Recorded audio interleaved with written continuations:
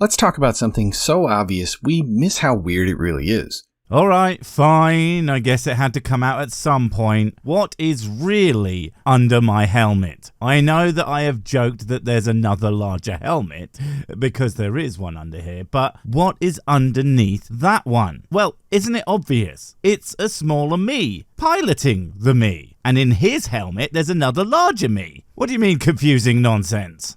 You're conscious. You're not just reacting to stuff like a rock rolling downhill. You're aware.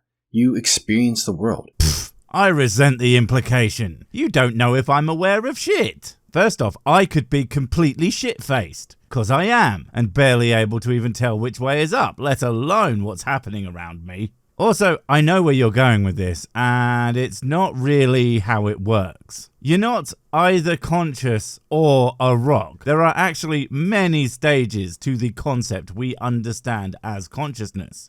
From a creature barely able to sense that light is coming from a particular direction, to having the ability to vaguely map out their surroundings, to more complex awareness of other agents and what their actions/intentions might be, all the way up to the height of awareness. Where is the whiskey and what is the quickest way to get it into my body? It is not a simple on-off, yes-no kind of idea. You think about your future. You worry about finals. You wonder whether this video will change your mind. You know that you're you. Fun thing I have noticed about apologetics like these. Don't they just love to make assumptions and assertions about other people? Essentially, it's always something like, I do this thing, or at least I think I do. Therefore, that is what everybody everywhere does all the time. It's a kind of solipsism. But no, dude, other people exist in reality with their own perceptions, not just yours. I mean, I'm sure a lot of people probably do fall into those categories, but certainly not everyone. And people who spend a lot of time thinking about existential shit will have a very high chance of saying, absolutely, no, I do not know that I am me. What the f does that even mean? And then they take another drag on their ludicrously long cigarette, probably. Oh, and finally, are you going to change my mind? Sure. I mean, my opinion on theist arguments can always get a little bit lower. Here's the problem. According to atheistic naturalism, none of this was supposed to happen. Well, we're going to ignore atheistic naturalism. Naturalism is naturalism. And here's the problem: to then say something ludicrously incorrect and mostly meaningless is a bold strategy. I mean, what is supposed to happen supposed to mean exactly? Naturalism isn't in the game of telling you how things are meant to be. It simply describes things the way they are. It's like saying, well, according to naturalism, you're not supposed to eat that sandwich, so you should give it to me. No, that doesn't make any sense, and get your own sandwich. The real problem is, that's not a problem, you're just a moron. On naturalism, everything starts from unconscious matter. Just particles bouncing around in a godless void.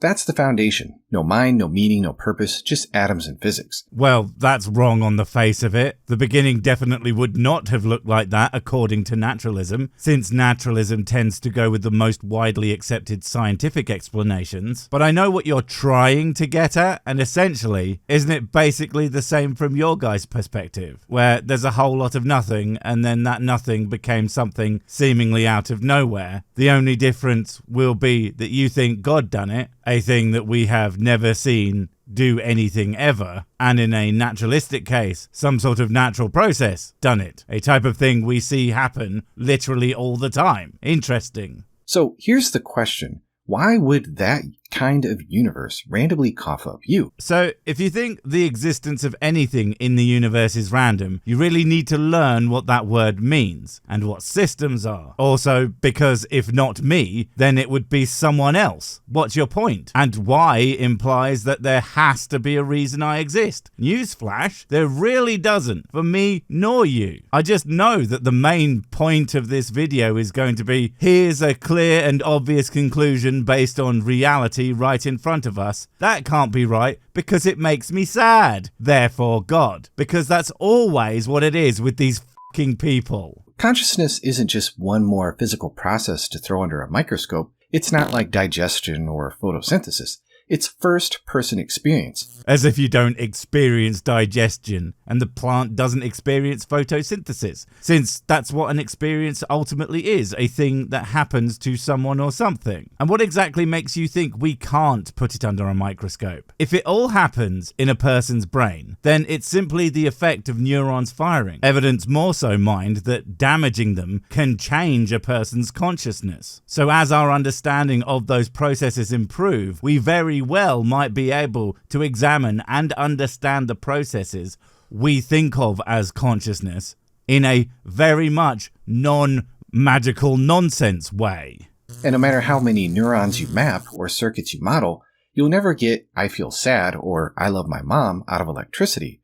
There is a huge chasm between firing neurons and feeling anything at all. How the fuck do you know that? Because you literally don't. And this is just an argument from ignorance. And even if there is a huge gap between one thing and another, that doesn't mean they aren't like in sight of each other. It doesn't mean that there isn't some kind of relationship between the two. You could say that there's a huge cavernous void between moss and space travel, but they absolutely use fossil fuels, which come from ancient plant life, squished into speed goo, which absolutely has applications in aerospace. Man, it really is so easy to say something dumb that almost sounds profound until you think about it for even a millisecond. Because basically, sure, it's a chasm with a fucking bridge over it, you dipshit. Even atheist philosophers admit this is a massive problem. Oh, what's the betting he's going to have some delicious quote mines coming in? I mean, really, where would modern apologetics be without taking things people who fully accept a certain field completely out of context to make them either say something that they didn't, or something that they didn't mean, or that has a much more complex context that makes it obvious they in no way fucking agree with you on anything? Colin McGinn famously asked, "How did evolution convert the water of biological tissue into the wine of consciousness?" So that's all very flowery and everything, but it really doesn't even do what you say it does. It's a question. How did this thing happen? Not this thing do impossible, guess me I'm going to do a God believe now. It's a prompt to action, not an admission of failure. Seriously, do you even know how words work?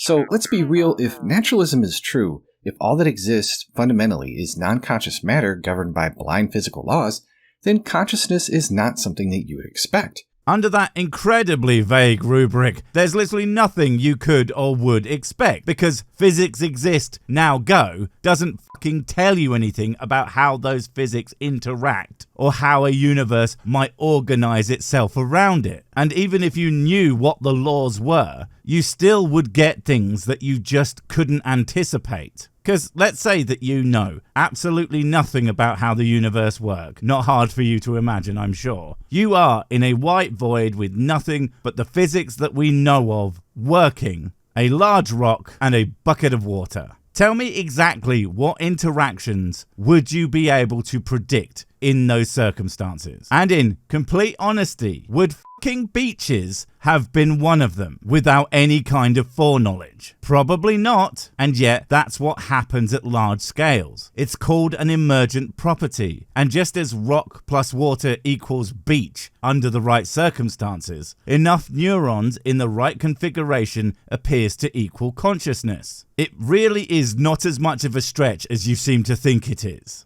You might expect complex behavior, information processing, maybe even robots that pass Turing tests.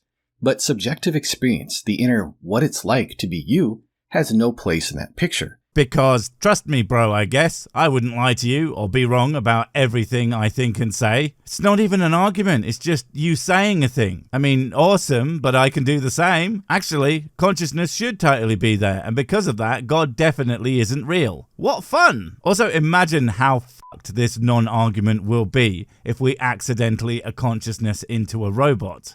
For one thing, you're going to feel a whole lot less special when the same magical experience can just be stuck into a fucking toaster. It doesn't follow from mass, charge, or spin. Nature can simulate intelligence without consciousness, so the emergence of minds with first-person awareness looks, from the standpoint of naturalism at least, deeply anomalous. Would you please stop simply making claims without actually backing them up first? It's super fucking annoying. And the idea that complicated things have to emerge from these three concepts is not only wrong, but deeply misunderstands and misrepresents how emergent properties, emerge. Take a diamond, for instance. They have a lattice that appears because of massive amounts of carbon fusing together under incredibly high temperatures for some amount of time, which has little to nothing to do with mass charge spin. Even if they are in there somewhere, there is a whole bunch of other steps that are frankly way more important to that particular thing. It's like saying the bricks are the most important part of what makes a house and not walls, a front door and a ceiling. And just because something appears to begin as a simulation of something doesn't mean that it couldn't eventually develop into that thing. On a more human example is the number of knockoff iPhones in the world that are now independent, well-respected products all on their own. You cannot just assume that everything you think is correct, but that is mostly because it's all wrong. But if the foundation of reality is a personal mind, then the appearance of finite minds is not only unsurprising, it's what we would expect. Is it though? You would not only have to assume that a mind can create other minds, and considering your insistence that humanity cannot, what makes you think that any being can? But also, you would have to assume that any given being would want to do that. When considering the sheer existential nightmare that philosophers have grappled with for centuries, when it comes to the idea of creating so-called new life, as in a complete introspective being that is similar to but fundamentally not a human, what exactly makes you think that those same challenges wouldn't be faced by any kind of universe creator? None of this is as ludicrously simplistic as you seem to think it is. But that's my bad. I keep assuming that you can think. This is what philosophers call an inference to the best explanation. Okay, that might be what you're trying to achieve, but that doesn't mean that you have. Put it this way, you might think that the best explanation out of natural processes that are known to initiate emergent properties caused one, versus a guy for no reason did a universe, then thoughtlessly created sentient beings to suffer and gets really, really mad when they have sex without the proper paperwork, that the implied correct one there is the really, really stupid one. But I don't, because it's stupid. We're not just asking how consciousness works.